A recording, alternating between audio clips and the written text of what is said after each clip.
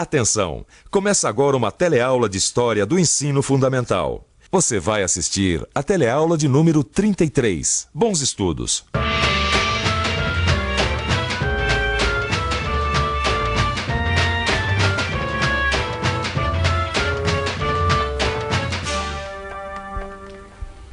Bossa Nova, Cinema Novo, Nova Cap, Velha Cap, JK, Miss Universo, Chanchada, Brotinho. Você sabe o que querem dizer essas palavras? Não? Pergunte aos seus pais, tios, avós, e com certeza eles vão falar nos anos 50 e com uma pontinha de saudade. Mas chega de saudade. Vamos voltar a esse tempo e vamos ver se ele foi assim tão bom como dizem.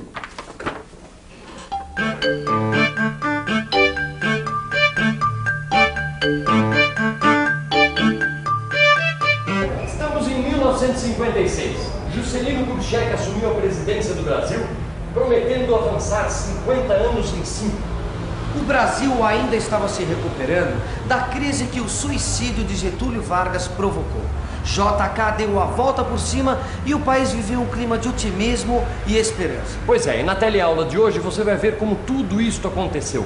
Como o Brasil e o mundo se comportaram nessa década que ficou conhecida como os Anos Dourados. Desde o final da Segunda Guerra Mundial, foi surgindo uma disputa por áreas de influência no mundo entre os Estados Unidos e a União Soviética. Essa disputa dividiu parte do mundo entre os pró-capitalistas alinhados aos Estados Unidos e os pró-comunistas alinhados à União Soviética. Durante a Guerra Fria, não houve enfrentamento direto entre essas duas potências líderes, e sim conflitos localizados nas áreas em disputa. No plano das ideias e da propaganda, a guerra travada foi ainda mais evidente. Vicente, me diz uma coisa. Se na década de 50 existiam dois mundos, o capitalista e o socialista, como é que fica essa história que a gente sempre vê no jornal do Brasil fazer parte do terceiro mundo? O termo Terceiro Mundo surge a partir da Conferência de Bandung, na Indonésia, em 1955.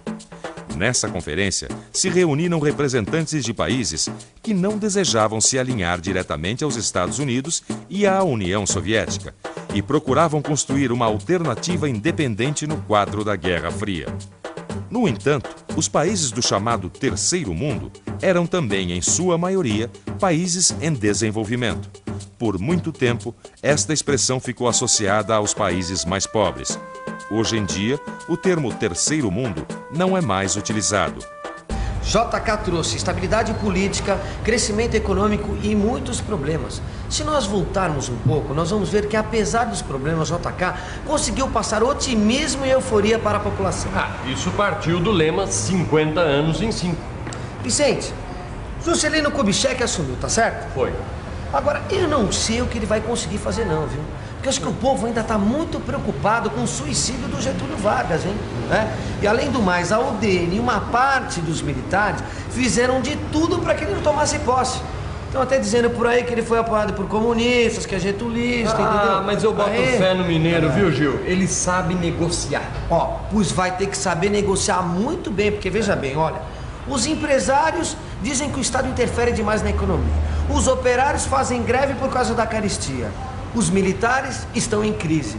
E além do mais, tem a UDN que faz aquela oposição ferrada. Como é que o Juscelino vai conseguir agradar todo mundo? Para contentar todo mundo, JK aplicou sua política desenvolvimentista em várias frentes. Abriu o país para o capital externo, trazendo novos produtos para o mercado. Incentivou a criação de novas indústrias. Melhorou os serviços urbanos. As Forças Armadas receberam mais recursos financeiros e puderam melhorar seu arsenal de armamentos, transportes e comunicação. Viu só, Gil? E depois tem o jogo de cintura do JK. Ele colocou oficiais das Forças Armadas em posições importantes no executivo. Sim, mas mesmo assim, tem alguns militares que participaram de tentativa de golpe, hein? Sim, mas foram pegos, anistiados e nem sequer perderam as promoções. Até a esquerda está sendo bem tratada nesse governo. Apesar do Partido Comunista estar na ilegalidade, não existe perseguição. Tá, mas o que você me diz da oposição? A oposição ele controla com atitude conciliadora, pacífica. E depois tem outra, hein? Com a aliança do PSD, que é o partido do Juscelino, com o PTB, o Executivo tem maioria no Congresso. Assim ele pode aprovar os projetos e botar em prática o plano de metas. Quer dizer que você acha que o Mineirinho tá com a faca e o queijo na mão? Mas e não tá? Claro que tá. Pois ele não tem até administração paralela também? A administração paralela era feita por um conjunto de órgãos ligados diretamente ao poder executivo, o presidente. Os economistas e técnicos faziam um planejamento. O Congresso aprovava, isto é, liberava o dinheiro para o planejamento. E o executivo então fazia aquilo que tinha que fazer, executava. Me dê um exemplo do que o executivo executou, Vicente. Eu não preciso nem pensar. Brasília, rapaz, Brasília. Você sabe como o presidente Juscelino tomou a decisão de mudar a capital do Brasil? Foi durante a campanha, num comício, quando um popular perguntou: já que o senhor diz que vai cumprir a Constituição ao pé da letra, eu queria saber uma coisa: vai pôr em prática aquela parte da lei que diz que a capital da República deve ser transferida para Goiás? E você sabe o que o Juscelino respondeu? Respondeu que sim, claro. Mas não é só isso, não. Brasília passou a ser a meta mais importante do seu plano. Brasília vai ficar como uma marca registrada do governo JK. Você vai ver. A construção de Brasília foi a maior prova do otimismo dos anos dourados. A partir de 1960, o Brasil ganhou uma nova capital. Construir Brasília significou criar mais empregos. Brasileiros de todos os estados migraram para o Planalto Central, cheios de esperança de melhorar de vida. Mas, acima de tudo, Brasília virou o símbolo da coragem e da ousadia do governo que ia progredir 50 anos em 5. Os gastos com as obras foram muito altos. A manutenção da capital, que não produzia nada, só gastava, saía bem cara. Tudo isso se refletiu na inflação, que subiu muito no final do governo JK. Mas nada impediu que no dia 21 de abril de 1960, a cidade idealizada por JK e projetada pelos arquitetos Oscar Niemeyer e Lúcio Costa fosse inaugurada com muita festa.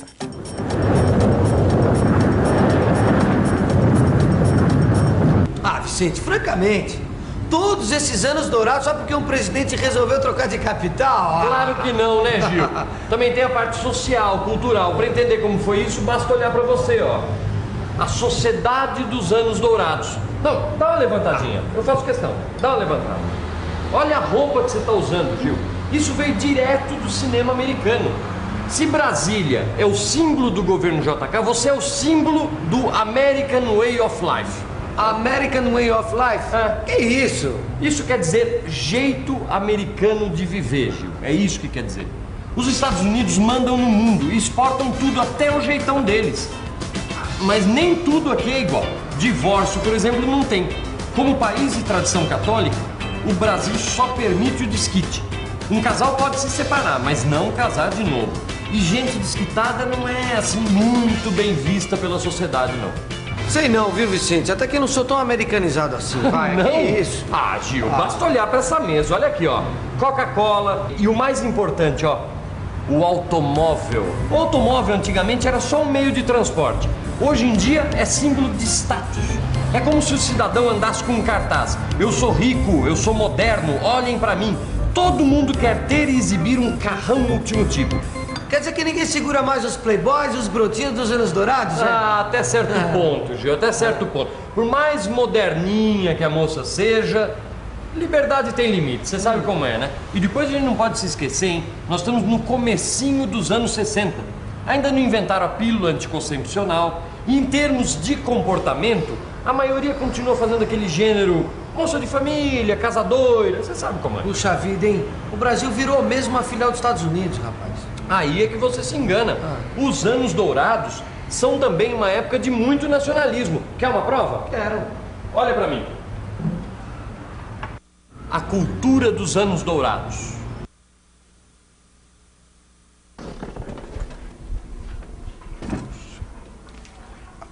O clima de liberdade e mudanças se refletiu na arte brasileira. Na música, surgiu a bossa nova. A batida da bossa, uma mistura de samba, jazz e música clássica, revelou ao mundo grandes nomes da música brasileira. Tom Jobim, Vinícius de Moraes, João Gilberto, Nara Leão. A música foi ao teatro através de shows e musicais. Gianfrancesco Guarnieri escreveu e estrelou a peça Eles Não Usam Black Tie no Teatro de Arena em São Paulo. O cinema nacional ia de vento em popa nos anos dourados. O diretor Anselmo Duarte ganhou a Palma de Ouro no Festival de Cannes em 1962, com o filme O Pagador de Promessas. E as chanchadas da Atlântida lotavam os cinemas com fãs da dupla Oscarito e Grande Otelo. O povo brasileiro anda se divertindo mesmo. É na televisão, é no cinema. Um novo sucesso desse comediante, o Chico Anísio. Se você não sabe, o Chico Anísio estreou na TV em 1960. Agora, eu te digo uma outra coisa. O povo não anda só rindo, não. Anda pensando também. Porque nessa mesma época, surgiu um movimento no Brasil chamado Cinema Novo. Ó. O diretor Glauber Rocha dizia que cinema novo é uma câmera na mão e uma ideia na cabeça. Isso quer dizer, filmes baratos, mas com muita criatividade. Esses filmes foram aplaudidos no mundo todo.